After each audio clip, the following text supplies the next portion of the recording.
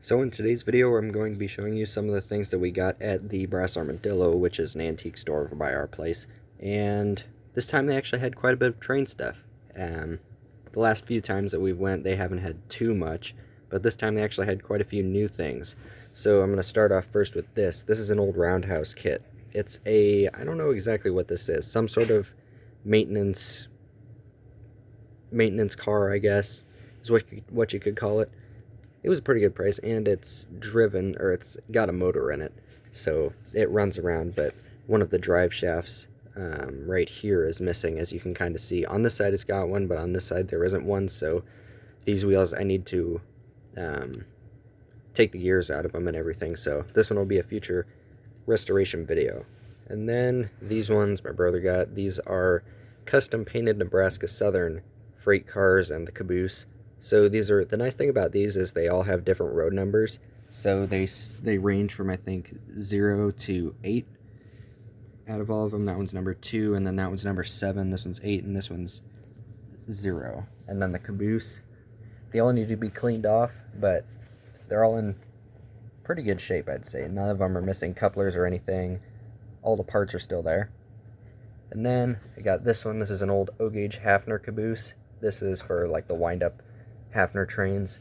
Then there's just a regular Lionel caboose, kind of one from the 50s probably. And then one of these. These are really neat. This is a Baby Ruth boxcar, one of the old tin plate ones. Has the old couplers on it. I don't have one of the Baby Ruth boxcars. I don't have too many of the pre-war freight cars either, so that's a nice one to get. And then I got some of the Disney Planes characters. I don't know how many of you know out there, but I've got a lot of the like Disney cars and everything, and I don't have a lot of the Planes characters just because they were more expensive and you didn't see them as much. So these, like, there's Dusty, the El Chupacabra, I guess is what that one is. I think that one's Zed, and then the rest of them I don't remember. This one I don't know. That one's Ashani, I think. This one I don't remember what the name is, and then this one I don't know either. So none of them came with packages or anything. So, but those are all nice. They were pretty cheap too. It's kind of hard to find the Planes stuff. And then the last thing that we got is this. This is a Troller, I guess. Never heard of that brand, but it's a dual pack controller. So it's got, as you can see, it's very big. As you can see, here's my hand. Find a freight car or a engine or something to put up against it. As you can see how big it is, and it works pretty well. It's got 2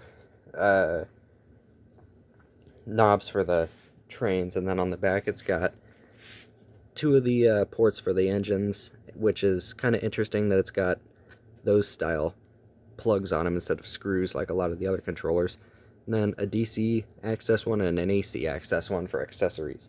So, and then there's the old controller that I had on there. That one I thought was big, but this one's like twice the size, and it works very well. It's got power on off. As you can see, none of the lights come on when you turn it on, but the lights come on when you turn up the transformer, which is that one. It's got a circuit breaker on them, and it's a very nice controller, really. So far it's worked really well. But I'd say that's about it for everything. So I'll test this engine real quick. But it runs, the engine runs, but it won't go around the track because of the gear, because the one set of wheels isn't driven. It can't move itself along, but the motor runs pretty good. So as you can see, it tries to move, but it just can't because the other set of wheels isn't turning.